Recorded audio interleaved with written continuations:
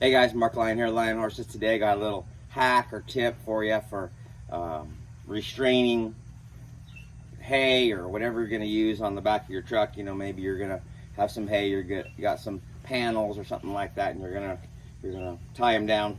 So I use a bunch of ratchet straps, and I like a flatbed. That suits my lifestyle pretty good.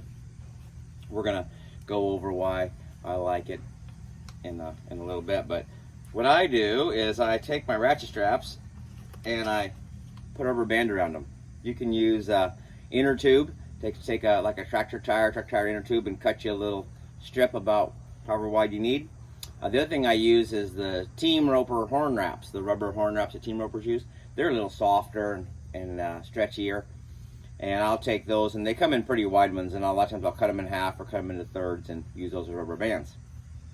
And then when you're using ratchet straps, it's nice if you can get a length that's pretty close to what you need, so you don't have a lot of extra.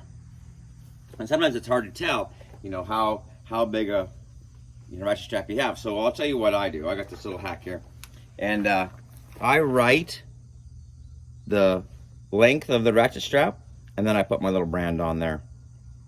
And that way, when I'm digging them out of the box here, I can just go, oh, I think I need a 10 footer, I think I need a 12 footer. And so if I'm going over, you know, something, a couple, 3 boxes or a tote or something in there, I can, you know, 12 footer is going to be just about right.